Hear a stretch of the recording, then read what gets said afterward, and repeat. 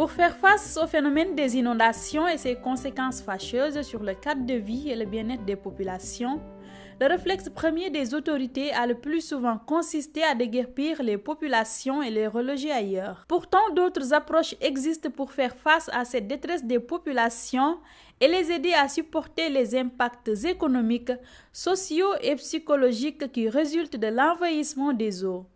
Le projet Vivre avec l'eau, financé par le gouvernement britannique et mis en œuvre par le Consortium pour la recherche économique et sociale, propose dans ce cadre une approche novatrice.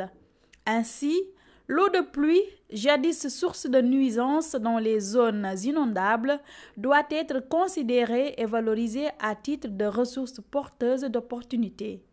Le projet va intervenir dans un premier temps au moins sur une dizaine de communes réparties entre les 3 départements de Dakar.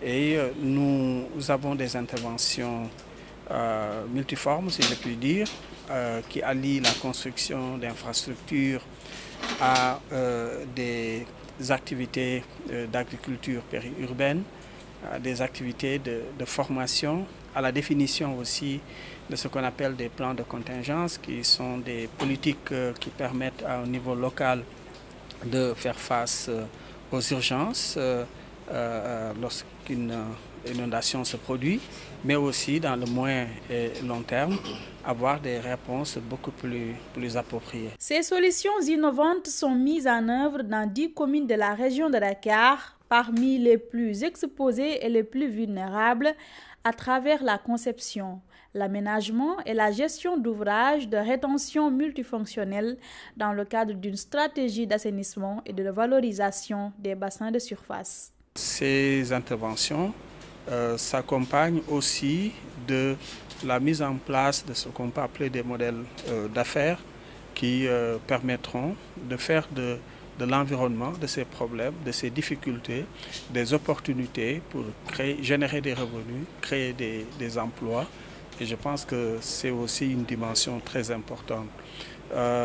D'où d'ailleurs le titre de ce projet, Vivre avec l'eau. Ce projet se veut une contribution à la gestion des inondations dans la zone urbaine et périurbaine de Dakar, à savoir les communes de Yeumbeul Nord, Yeumbeul Sud, Djiddah Thiaroye Kao, Médina Gounass, Grand Yoff, Rufisque Ouest, Malika, Mbao et Thiaroye Gare. Conçu pour bénéficier à 860 000 personnes grâce à une approche intégrée et participative, le projet consiste à la réalisation d'ouvrages pour le drainage des eaux.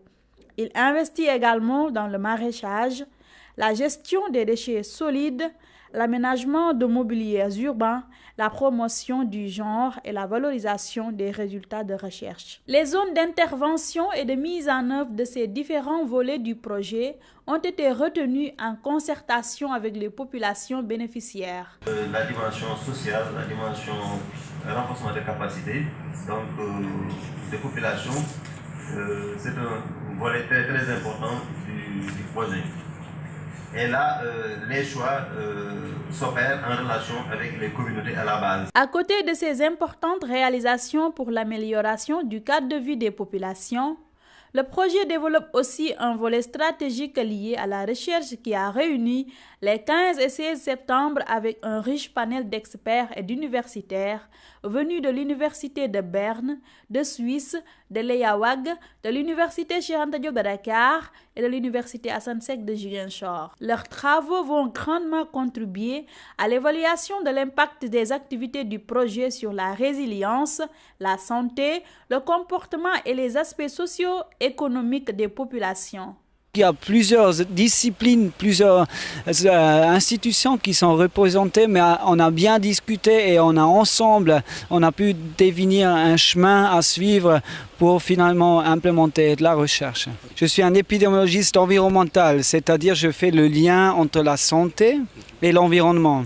Et donc, dans le cadre du projet Vivre avec l'eau, c'est clair que ce lien est vraiment ce qu'on aimerait bien étudier parce qu'on va changer l'environnement, les aspects de l'environnement social, ambiental, etc. Et on aimerait bien étudier quel est l'effet sur la santé publique des bénéficiaires du projet. Venu présider la cérémonie d'ouverture de l'atelier de validation de la stratégie et des outils de recherche action du projet, le directeur de cabinet du ministre du Renouveau urbain, de l'Habitat et du Cadre de vie a souligné toute l'importance que le gouvernement du Sénégal accorde à cette étape cruciale du volet recherche. À son avis, les résultats mesurés par rapport à la situation de référence seront autant d'arguments en direction des partenaires techniques et financiers et constitueront d'importants éléments de plaidoyer en faveur d'une réplication de l'approche du projet dans d'autres villes du Sénégal ou d'Afrique confrontées au phénomène des inondations. Nous avons acquis des expériences. Nous avons recueilli des données qui aujourd'hui nous ont permis d'identifier des solutions durables, duplicables, en tout cas qu'on va étendre à d'autres communes. C'est des solutions qui concerneront l'agriculture urbaine, c'est des solutions qui concerneront évidemment les inondations, c'est des solutions qui concerneront effectivement la construction d'ouvrages de drainage des eaux, en tout cas des solutions classiques qui également vont permettre d'améliorer un peu le système que nous connaissons jusqu'ici et qui a produit des effets bénéfiques. Cette approche multiforme qui allie la construction d'infrastructures à des activités génératrices de revenus avec comme finalité la résilience des populations face aux inondations a motivé davantage les partenaires de la recherche. Ils ont tous montré à travers des exposés riches leur détermination à contribuer de façon significative à la mise en œuvre du projet. Un projet d'infrastructure seul est sûrement pas suffisant. Ce sera un volet qu'on essaiera d'évaluer dans notre programme de recherche. Je pense que la dimension participative, cette approche intégrée, infrastructure plus renforcement des capacités, a toutes les chances d'avoir des résultats probants. C'est clairement un projet interdisciplinaire. Et ce que j'apprécie particulièrement sur ce projet, c'est le fait qu'il y ait une implication dès le départ et un soutien de la part des autorités sénégalaises. C'est un projet aussi plus vaste parce qu'il s'inscrit dans un programme de recherche internationale. Et ça serait important que le Sénégal ait aussi sa place du point de vue de la recherche dans les résultats de ce programme. Tirant les conclusions de cet atelier, le professeur Abdoulaye Diagne a montré toute sa satisfaction aussi bien pour les thèmes développés que pour l'engagement des chercheurs à s'investir pleinement pour la réussite des objectifs du volet recherche du projet. Cet atelier nous a permis de définir de manière plus précise les champs de recherche qui vont accompagner les interventions du projet dans les 10 communes de la région de Dakar.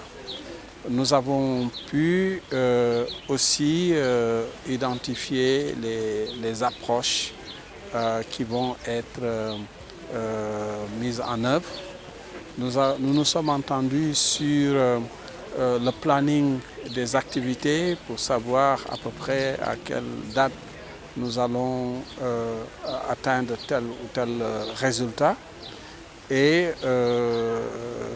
un autre résultat très important, c'est que les institutions de recherche se connaissent mieux maintenant.